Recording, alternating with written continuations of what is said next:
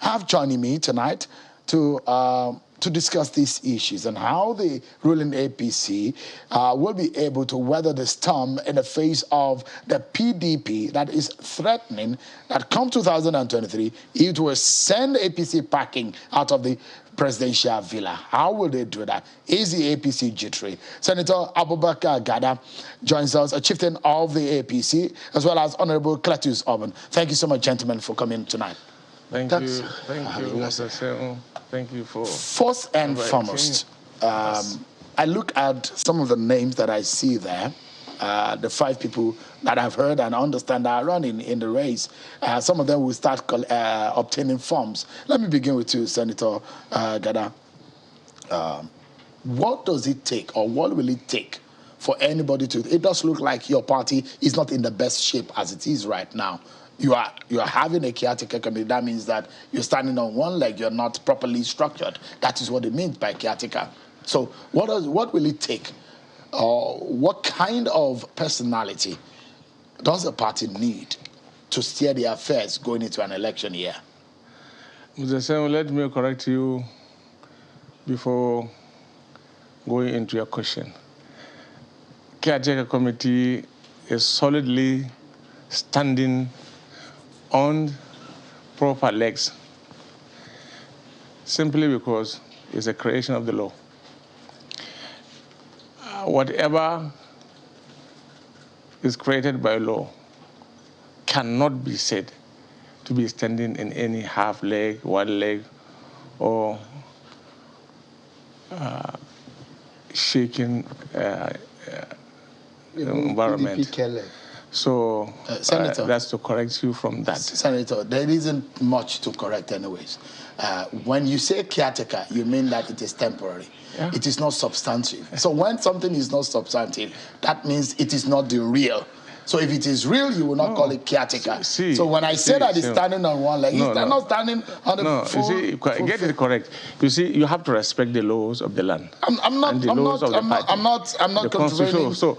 not disputing that it is not. I'm not disputing the fact that it is whether legal or not. The fact that it's called the question caretaker is that it is a caretaker with full powers. Senator, isn't it?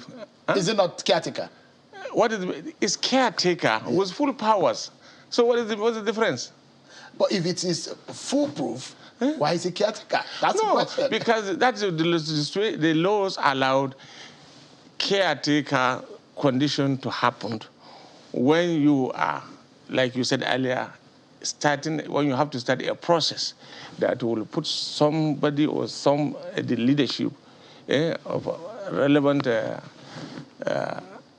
offices into place. So, I mean, in all of this, what is important the big question is it a creation of the law? Yes. Do they have the powers to exercise full authority in running the affairs of the party? Yes. Whatever decision they have taken, is it valid and then it's protected by law? Yes. So go ahead with your question, please. I've asked a question earlier. Yes. Either in terms of nomenclature or in terms of administrative structure, the caretaker is not substantive. Either in terms of semantics or however you want to look at it, it is caretaker is caretaker. But the question is that what will it take your party to, what kind of personality or character does your party need to steer its affairs? You're going into a very contest that will be keenly contested in 2023 general election. Number one, Mr. Seun, our aspirants, those who are canvassing for votes or for consent of party members to make them or give them the opportunity to lead the party are eminent Nigerians. That we have correctly defined in terms of their standing. And these are people who have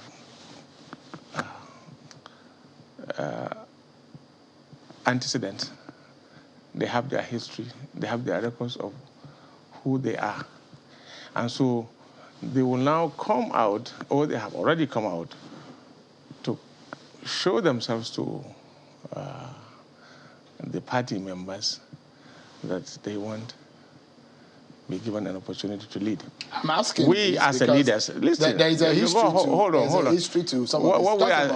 Just a moment. There is a history today. Some people will argue that maybe you need former governors. Some others will say, no, we've had situation, we've had former governors, it boomerang in our faces. Does the party need a former governor as a national chairman? What we are looking for, he who that the majority of the people accept. That's all. And these people, among them are former governors, among them are serving senators, among them are all manners of credentials. So it is, you cannot just say clearly this is the option you are going for. And the reason, the good thing about it, they are all out, so they have their manifestos, they have the responsibility to prove to party members that they are really here for business, and they meant it. And they have a feeling, or they have the capacity to see the greater future, the challenges ahead of us as a political party, and then look at what they have. Look at the type of how sagacious they are, how tenacious they are individually, to be able to meet the dreams of the Nigerian nation for providing an atmosphere that will continue, or will allow us to continue to dominate the scene as we are dominating the scene, and we have already dominated and will continue to dominate. So leaders have the challenge to sustain the tempo on which we are moving. Let me bring in Honorable Cletus Oben into the conversation. You know very much what happened in the Adams Shomale era in the party. Your party cannot afford any error, any slip this time around. I don't know what happened in the Oshimole era that you consider, or that is in the positive that sense. He could not finish up the term before the Caretaker committee came into place. Yeah, precisely the point, whether it is on the negative or positive side. We have the positives and the negatives to learn from what happened with the Oshimole era. But you can say that it was one of the best periods of our political experience in terms, if you compare it to what happened to us in 2015, in which we won the majority in the Senate and became opposition in the Senate. And then the Oshimole era brought us and rendered everybody to say, look, party supremacy must be maintained. That is the kind of character, when you ask about what kind of person do you expect, it is not because he was a former governor, it is because it is in his nature to be so. So the next chairman we are expecting is a chairman that first will possess the will, the fervor, the integrity, the zeal for democracy first, before even party. Democracy. What is his background, democratic background, credentials, in terms of, if you say former governors, I have always maintained that they are even easier to assess, because what they did in their state and with their parties running them will tell us what they are going to do with the national party as chairman. And secondly, the character of the person. Most of them still hold office either as senators or ministers. One of them is a serving minister. I don't know if you mentioned him, from Benue State, the former governor of Benue State, Akume. We have the former governor of Nasarawa State. We have a sitting senator, Bello, in Niger State. And indeed, you should also notice that most of these former governors and ministers are also former senators. Some sitting, some former governors. And so we have a grand mix. And then we have people like Sonny Moni Edafe, who was a former state chairman, who has been an organizer for the party, and who has been FCT chairman for that matter. So he has sat at the middle of activities and action in the country. So as far as I'm concerned, APC is parading the best that you can ever get. And we have not seen the end. I suspect and I expect that more people will come out and give us a wider field to operate. So APC is at no time in lack about quality and in terms of delivery. Because for those who say that the APC will face the fiercest contest in 2023 compared to any of the elections he ran, whether in 2015 or 2019. And as such, you probably will need someone who is tough, who is ready for war, and who is ready to win for the party. For your information, the battle for the winning of 2023 lies on APC more than its opponent. APC has to rely in itself, search itself, discover itself, and come out as an organic whole. If you are a student of chemistry, you know that when organic molecules are gathering for action and momentum, for action and reaction within a chemical action or within an experimental period, you will discover that they come as a whole and move in like bees and then swarm in on a particular object or element. That is what APC has to do. So the opponent of APC will be APC. It will not be PDP. As far as I'm concerned, PDP has sufficiently shown that, in fact, I'm so grossly disappointed that as an opposition party, it has failed itself. So when you deal with the issue of governance issue or, for APC, you do the not giving, because opposition in some sense is an energizer, as in is an elixir for a government and for a party in government. APC demonstrated it against PDP before 2015, and it gave them power. We are not seeing that from PDP because whatever they give to us is like, as opposition, should be something like free consultancy. All right. Look, this is the alternative to what you are doing. This is what you ought to do. You are not doing it. We're not seeing that from PDP. So that's not our opponent. PDP for... They are not our opponent. Our opponent is APC. APC is the opponent of your APC. own opponent. And yes, and we are dealing with that situation now. Yes, we are dealing with that situation. Would you think, would you suggest that your party should consider consensus for the national chairmanship contest? Whatever option.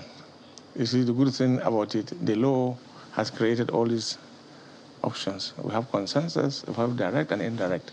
So as we go along, whatever option is in the best interest of the party is what we will do. I'm asking this because I know, and you know, Senator and Honorable, you know what it means when you go in the arena with 5, 6, 7 people running for a national chairmanship position. It is a tough one. And sometimes people have said, oh, look at the way PDP have done their own. They went into that contest mostly in consensus. It's easier for the party to come together as a caucus, as a NEC, as a party leaders in their own groups and say, let us have a consensus. How easy would that be for your party? At every level, my brother have said, at every level of discourse and activity, APC has demonstrated the capacity to hold itself together. And so these men you are seeing, they are celebrities within the political cycle, and they are men of great capabilities. They have, I can assure you, they have the party at heart much more than their individual's ambition. And so the mere fact that you are out to contest an election with other competitors, and then the ultimate objective is to have a greater, stronger, more vibrant political party that will sustain the power, win elections, and continue the dominance over Nigeria's landscape. So these people, Mr. Singh, they are ready to see the interests of the party much more than the interests of individual so people, everybody should just go to the arena and contest. Would you suggest that? No, let me say this. You must know the political history of APC as a progressive party and know that the aggregation of those who came together to form what you call APC today are seasoned political strategists. In 2014, when we were going for the National Convention, what was happening, and which is what we did, was zone the offices to each geopolitical zone. The geopolitical zone goes there to micro zone to the states. The state knowing the 3 central districts, micro zone to the central district, and in bringing out candidates, every person is allowed to come into the poll, and there is an appeal by the caucuses of the different levels to appeal to those who have to concede. I remember that up to the point where we elected Memala Buni as National Secretary, Bulama, Waziri Bulama, an architect, was in the forefront of it. But when the Northeast went behind at Eagle Square, they came out with Memala Buni then, as he then was, as secretary, and there was no rancor. We went into the 2018 Congress convention. Again, Oshomole came in, and there were other contentions. In my state, for example, the position of zonal organizing secretary and national vice chairman became so contentious. But at the end of it, and what was the trick and what was the catch? Each state is given the option to choose what it wants. Do you want direct, indirect, or do you want consensus? Each state does that. Then at the national level, the national caucus of the party, made up of former governors and everybody, former leaders of the National Assembly, all make up that national caucus, and including the president. They come out and then get everybody in to buy into the idea of a consensus. So we've never suffered the issue of intractable, irredeemable crisis of consensus or options for taking part. We've done 2 conventions. One was 2014 and the other one in 2018. This last one, this is the next one we're going to do. We've always gone through consensus and we've never had any walkout. Walkout, what they call impunity, is only the badge of PDP. It is never part of APC. But one of the issues is the judgment that came out of the Federal High Court in Rivers State in Port Harcourt. But that's just one. There are several other people who have gone on similar position to go to court to challenge the Buni-Led Caretaker Committee. What's your, I mean, is this going to be an albatross on the neck of the APC Caretaker Committee, these court cases? Yes. This is where APC has demonstrated its capacity and its energy for democracy, for democratic space, and allowing people to ventilate their anger and ventilate their democratic rights. Elsewhere, that would have automatically made... The Constitution says once you go to court, you are out if you don't exhaust the internal mechanisms for internal resolution of crisis. But you can find that even the people going to court, the courts themselves have settled that matter.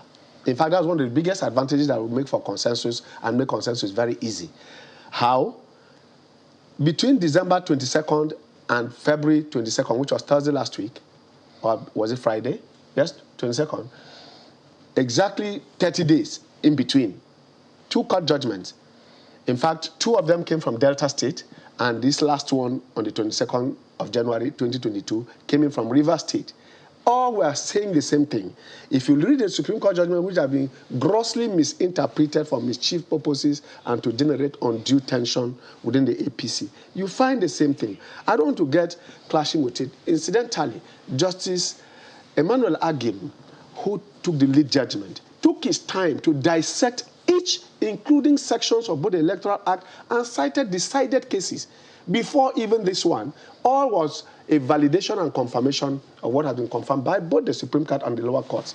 And most of the times, they were even supporting the position of the appeal court or the high court in some instances. So the question about, in fact, it has helped APC to now know that Memala Buni, like Punctuous Pastor will say, I find no fault in this man, let him go in peace to love and serve the Lord.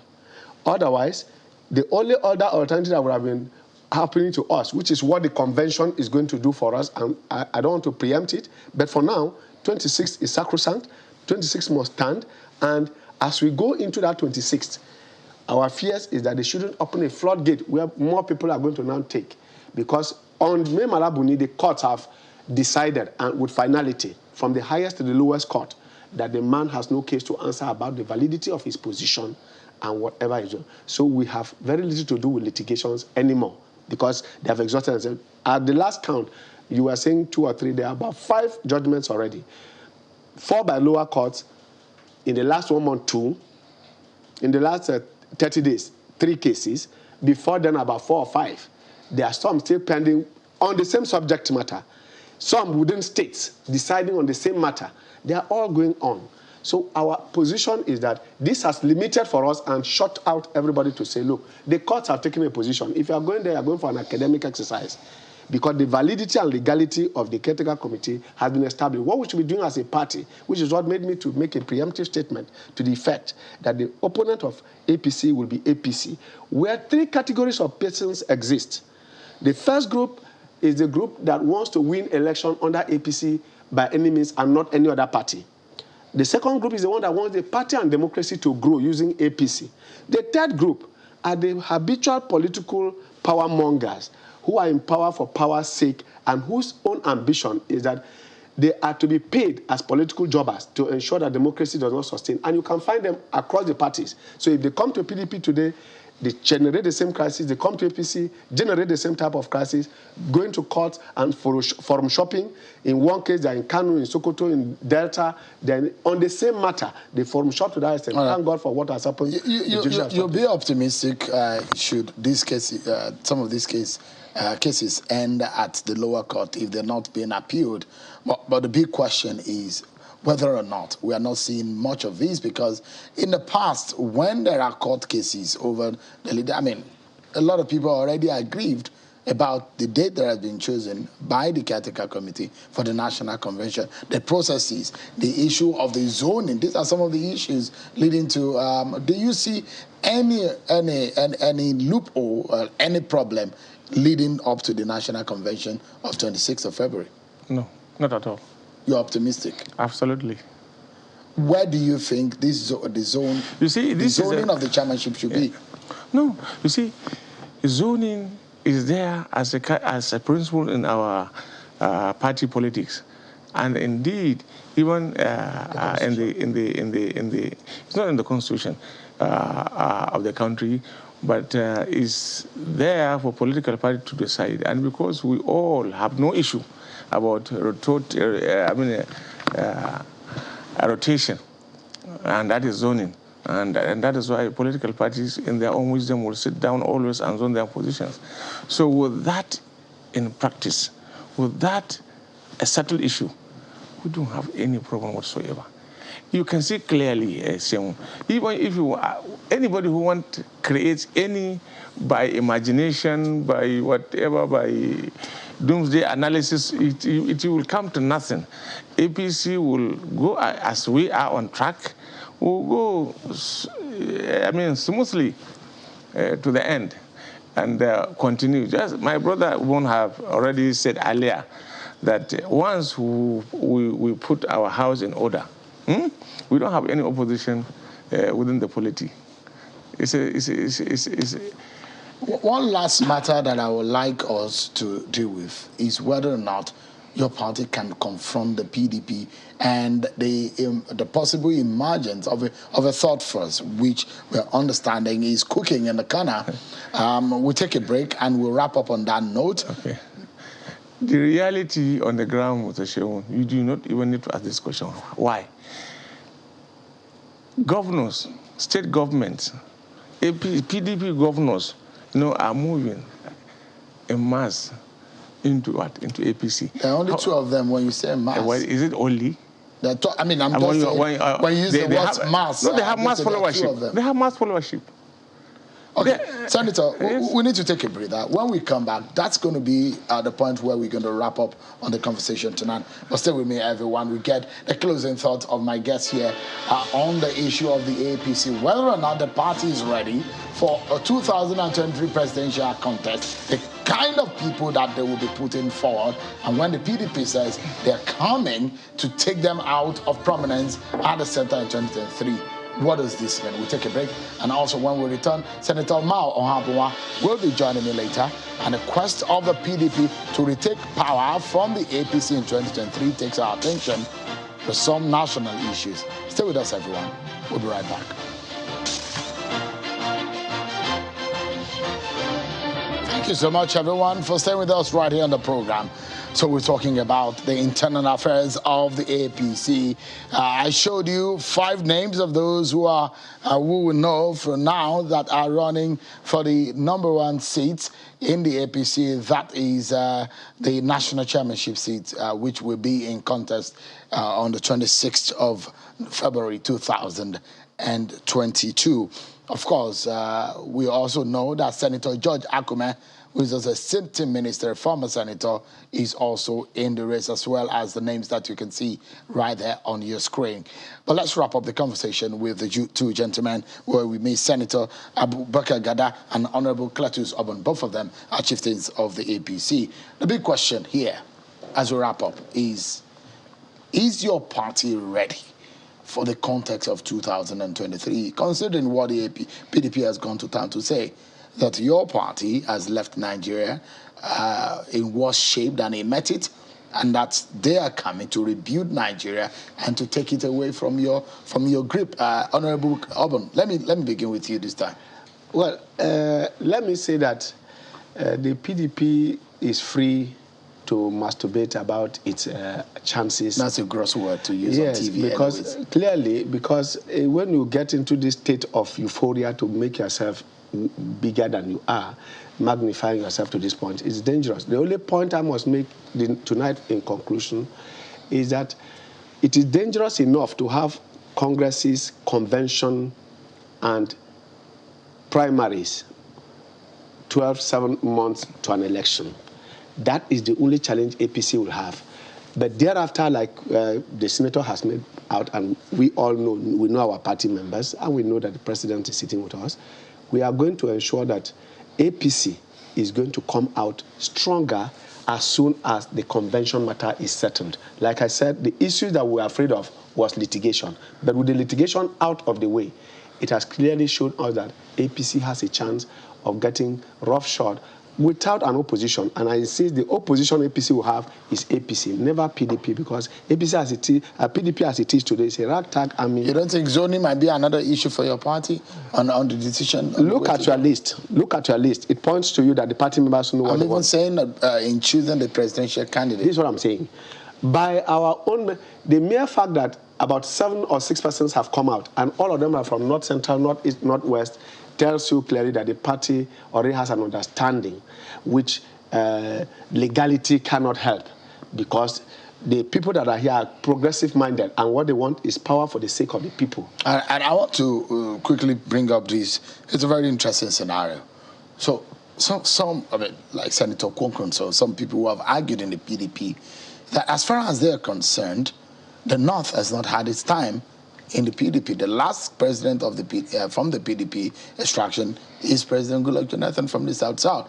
So there are some people in the PDP who think that legitimately the North should have a turn in the who become president of Nigeria in 2023. And so you know what that means, the 19 northern states versus the 17 southern states. And you know the numbers, the Kano, the Bauchi, the Kaduna numbers, and the Borno numbers when they come up in the general elections, what this all means. So the big question is your party torn in between?